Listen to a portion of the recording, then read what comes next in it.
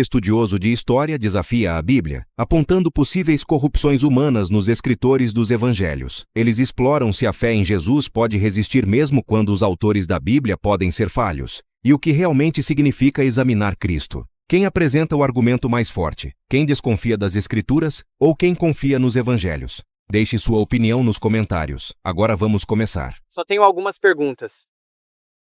Você acredita que a Bíblia é o único caminho para ser cristão? Aceitar a Bíblia como ela é? Tipo, é possível alguém ser cristão e ao mesmo tempo rejeitar a Bíblia, à luz de evidências de possíveis contradições ou contaminações humanas, mas ainda assim seguir a Cristo?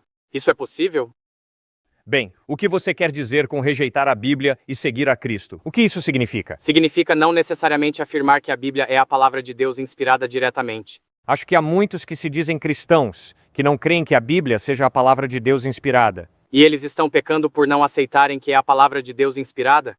Acho que eles têm um problema com Jesus.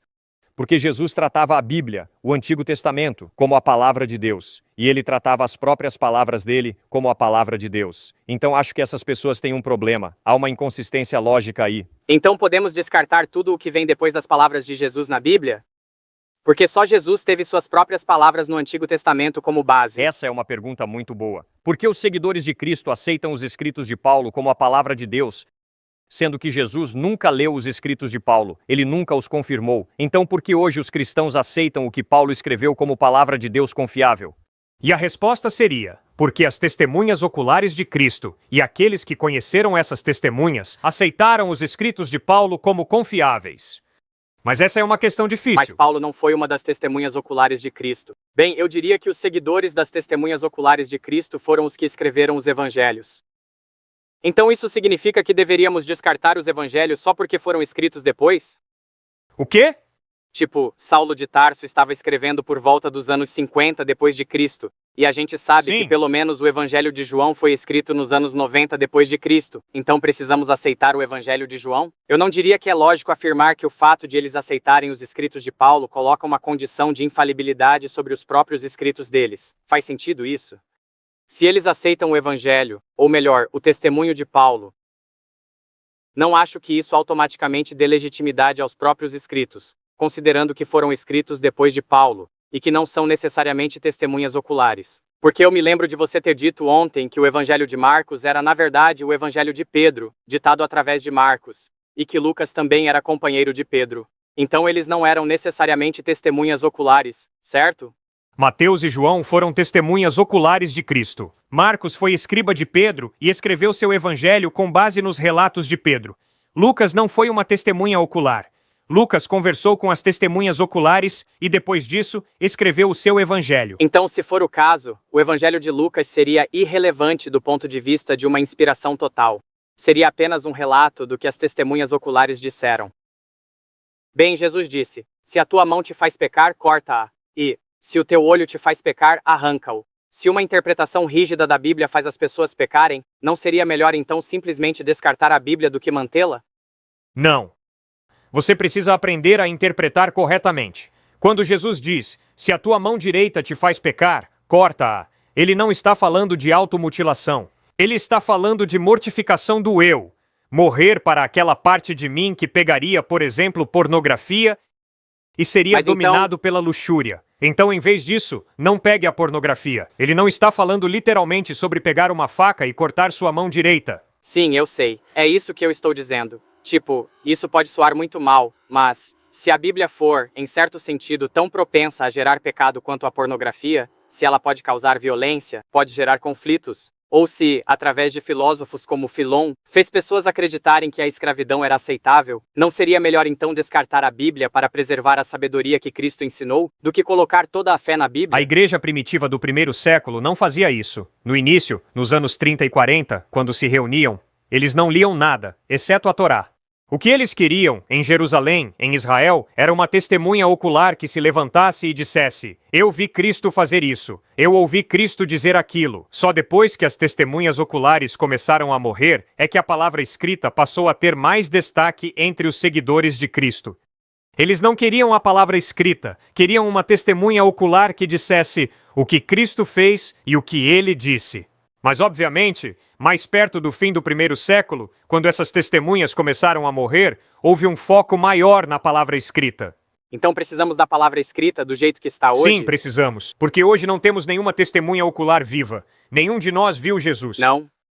Nenhum de nós viu Jesus. Por isso é algo muito bom que aqueles que o viram escreveram o que viram. Isso é muito A Bíblia, útil. então, é um veículo para o que as testemunhas oculares viram a respeito de Cristo. Os evangelhos são um relato histórico preciso da vida, ensinamentos, morte e ressurreição de Jesus de Nazaré. Eles são mesmo precisos? Existem inconsistências? Há variações textuais, sim. E você pode ler sobre elas nas notas de rodapé. Também há diferentes perspectivas sobre o que aconteceu, mas não há contradições. Não. Mas Jesus morreu na 9ª hora, no dia anterior à Páscoa, no Evangelho de Mateus. Enquanto no Evangelho de João ele morreu na 6ª hora, ou depois da 6ª hora no dia da Páscoa. Diz que ele morreu no dia da preparação para a Páscoa. Um diz que ele morreu no dia da Páscoa, e em horário diferente do outro. Isso mesmo. E quanto às últimas palavras dele também.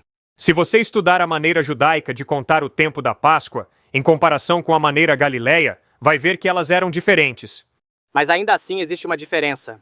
Ah, sim, há diferenças com certeza, mas não contradições, e sim diferenças. Da mesma forma que o Los Angeles Times e o New York Times não deveriam relatar o mesmo evento exatamente do mesmo jeito. Se fizessem isso, seria plágio. Quando se tem relatos de testemunhas oculares, cada pessoa inclui detalhes diferentes sobre o que realmente aconteceu. E quanto ao fato de que, no Evangelho de João, a expulsão dos cambistas do templo acontece logo no início do ministério de Jesus, antes dele voltar a Jerusalém, enquanto nos evangelhos sinóticos, esse mesmo evento é apresentado como a principal razão, no fim do seu ministério, pela qual ele foi crucificado. Então esse é um evento enorme na vida de Jesus, mas que é colocado em momentos diferentes do seu ministério. Como podemos então construir uma cronologia histórica confiável do ministério de Jesus, se os evangelhos se contradizem nisso?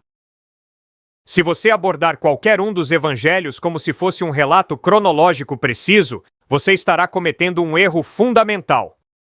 Os evangelhos não estão afirmando ser relatos cronológicos exatos da vida de Cristo. Então eles não são um relato histórico? Sim, são históricos, mas não são um relato cronológico preciso. O segundo ponto é que é totalmente possível que Cristo tenha expulsado os cambistas do templo mais de uma vez. Certo, eu aceito isso. Mas então, seria válido, num livro de história, dizer que Hitler massacrou os judeus durante a Primeira Guerra Mundial, antes mesmo de chegar ao poder, em vez de dizer que ele fez isso quando já estava no poder, durante a Segunda Guerra Mundial? Não. Hitler não massacrou os judeus durante a Primeira Guerra Mundial. Ele fez isso na Segunda. Esse é um evento significativo na vida e na história dele. Então, um livro de história não estaria sendo confiável se dissesse que foi na Primeira Guerra. É totalmente possível que Jesus tenha expulsado os cambistas no início do seu ministério e 3 anos depois, feito isso novamente no fim do seu ministério. Esse é o primeiro ponto. O segundo ponto é que os evangelhos não estão afirmando ser relatos cronológicos. Em vez disso, quando você estuda os evangelhos, você percebe que eles apresentam temas. Temas que não são colocados em ordem cronológica, mas de acordo com a ênfase do autor. Você já ouviu falar de flashback na literatura ou nos filmes? Eu amo. Que bom! Não há nada de desonesto em um flashback. É um ótimo recurso. Mas para a ficção? Não, também é usado em relatos históricos. Você pode ter um livro de história e ainda usar um flashback na apresentação dos eventos. Você pode começar com o assassinato de Abraham Lincoln e depois voltar para a juventude dele.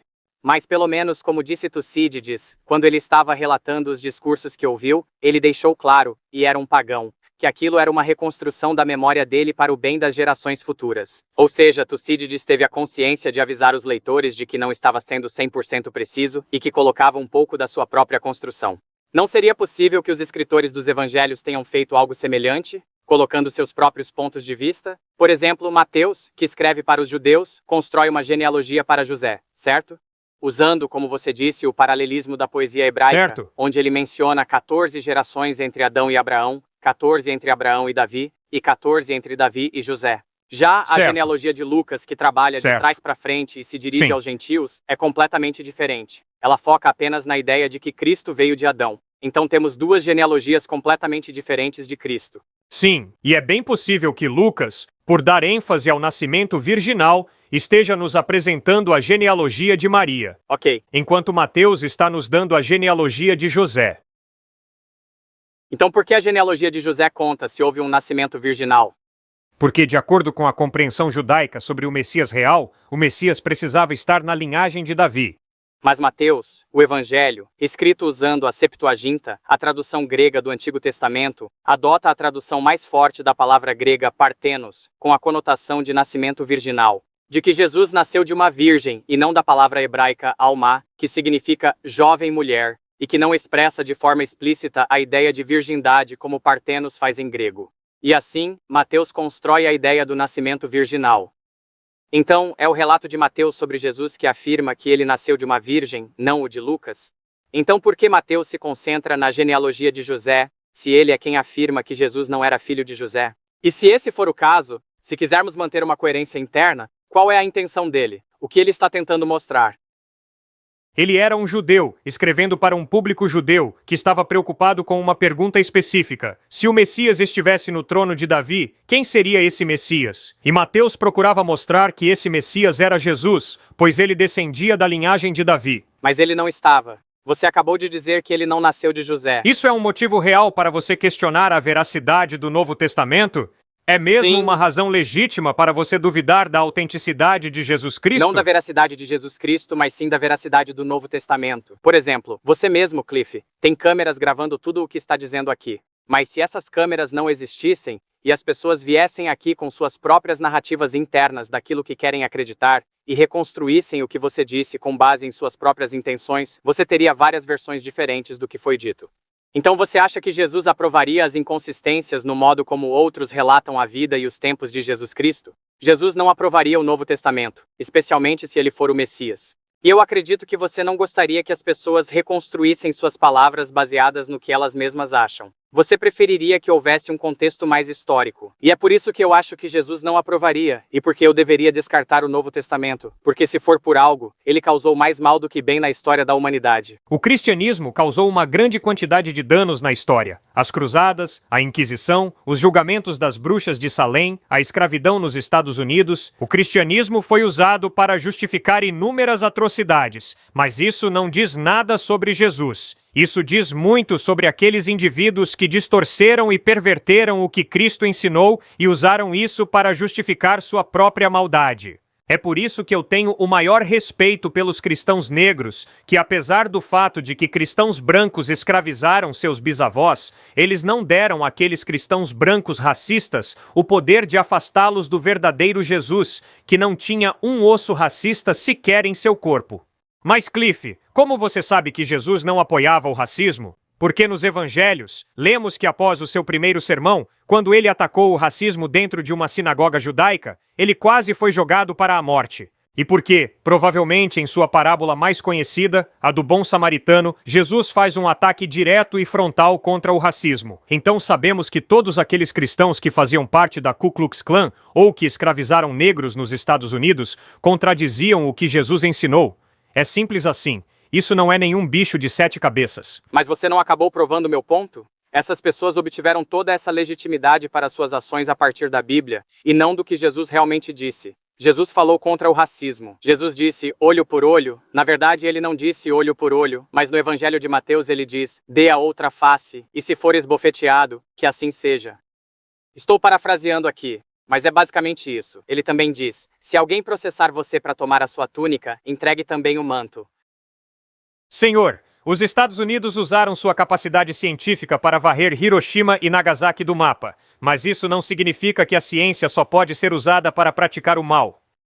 A nação mais inteligente do mundo na época, a Alemanha nazista, cometeu algumas das piores atrocidades imagináveis. Mas isso não significa que não devemos estudar ciência e tecnologia. A pergunta que devemos fazer é, como eu vou usar a ciência e a tecnologia para destruir a vida ou para promovê-la? Então, só porque pessoas abusam da ciência, isso não diz nada sobre a ciência, mas sim sobre aquelas pessoas. Da mesma forma, só porque pessoas usam Cristo para justificar o mal, isso não diz nada sobre Cristo, mas diz muito sobre aquelas pessoas. Se você quer saber quem é Cristo, você precisa ir aos evangelhos, Mateus, Marcos, Lucas e João, e fazer sua própria investigação. Como foi a vida de Cristo? Como ele tratava as pessoas? O que ele ensinava? Como ele morreu? Ele ressuscitou dos mortos ou não? É isso que significa ser alguém que busca a verdade de mente aberta. Qualquer pessoa que venha me dizer que o Islã se resume ao 11 de setembro é uma pessoa de mente fechada e preconceituosa. O Islã não se resume aos eventos de 11 de setembro, com o colapso das Torres Gêmeas. Para saber sobre o Islã, você precisa ser honesto e de mente aberta o suficiente para ler o Alcorão e descobrir o que Maomé ensinou, como ele tratava as pessoas. O mesmo vale para Jesus. Se você diz que Jesus está errado por causa das cruzadas, das inquisições, dos julgamentos das bruxas de Salem ou da escravidão nos Estados Unidos, você é uma pessoa de mente fechada e preconceituosa. É melhor ir aos evangelhos e descobrir o que Jesus ensinou, como ele viveu sua vida. E então, você ou o rejeita porque ele é um impostor, ou coloca sua fé nele porque as evidências mostram que ele é a verdade. É simples assim. Essa é a busca honesta pela verdade. Então você concordaria comigo que uma mão nem sempre leva ao pecado. Eu posso apertar sua mão ou dar tapinhas nas costas de um bebê que está chorando. Mas Jesus disse, se tua mão te faz pecar, corta-a. E você mesmo disse, anteriormente, ao conversar com o cavalheiro antes de mim, que se a ciência impura leva à irracionalidade, ela deve ser descartada em favor de uma ciência melhor. Caso contrário, a ciência está falhando em sua função de ordenar e descrever o mundo de forma adequada. Portanto, eu pergunto novamente, se a Bíblia se tornou ultrapassada à luz da visão de mundo moderna, e se mais versões de textos, como o Evangelho de Tomé, estão surgindo, mostrando que as pessoas daquela época liam mais do que apenas o que o Concílio de Nicéia incluiu na Bíblia, não seria melhor então deixarmos de lado a Bíblia e aceitarmos apenas o que Jesus disse, como fez Thomas Jefferson, e ainda assim sermos cristãos? Seria melhor continuar com a Bíblia se ela causa desarmonia no mundo? Especialmente ao observar que a própria Bíblia tem causado muita divisão dentro da comunidade cristã, como no caso de Martinho Lutero, que iniciou a Reforma, um processo que não foi sem derramamento de sangue, tudo por causa da sua interpretação de que a fé, sem as obras, é suficiente para a salvação? O grande intelectual alemão Karl Barth foi perguntado: qual é o ponto teológico mais importante da Bíblia? E Karl Barth respondeu: Jesus me ama, eu sei disso, pois a Bíblia me diz assim. Jesus te ama, Senhor, tanto que sangrou e morreu numa cruz pelos teus pecados. Quando você começa a se deparar com a profundidade desse amor, o fato de que ele sacrificou a própria vida na cruz por você, e começa a reconhecer as suas próprias falhas, permitindo que a culpa desperte você para a realidade de que você não é melhor do que ninguém, que você é pecador como todos nós, e quando é confrontado com a profundidade do amor de Deus por você, de que ele enviou seu Filho, Cristo, para morrer em seu lugar, então com gratidão você diz: obrigado, quero confiar em ti, quero te amar com todo o meu ser. E então você quer usar sua mente para servi-lo. Quer usar o poder que ele te deu para fazer o que é certo e justo, e não o que é errado e injusto. E você quer conhecer mais a Cristo. E uma das formas de conhecer mais a Cristo é ler o que Jesus ensinou, como ele viveu. E você encontra isso de forma mais clara em Mateus, Marcos, Lucas e João. Cliff, e por que você está falando aqui se já temos os evangelhos? Porque estou pedindo a vocês que parem de me ouvir e que peguem o Novo Testamento por conta própria e leiam os evangelhos por vocês mesmos. Não vejo muitos de vocês indo embora agora, então vou continuar falando sobre Cristo. Não acreditem apenas porque fui eu quem disse. Vocês devem isso a si mesmos, como estudantes universitários que pensam de ler a fonte original, e eu não sou essa fonte. Mateus, Marcos, Lucas, João, Novo Testamento, Evangelhos, esses são os documentos históricos originais. Leiam por si mesmos. Agora, se como estudantes universitários pensantes, vocês questionam a legitimidade, a veracidade histórica desses evangelhos, então me perguntem, e eu tentarei explicar por que confio nesses evangelhos para oferecer informações históricas precisas. Também posso indicar ótimos estudos acadêmicos que apontam para a confiabilidade dos evangelhos. Mas se isso não for um problema para você, tudo bem. Só, por favor, leiam os evangelhos por si mesmos. Examinem Jesus. Não aceitem apenas o que eu digo. Examinem Cristo vocês mesmos.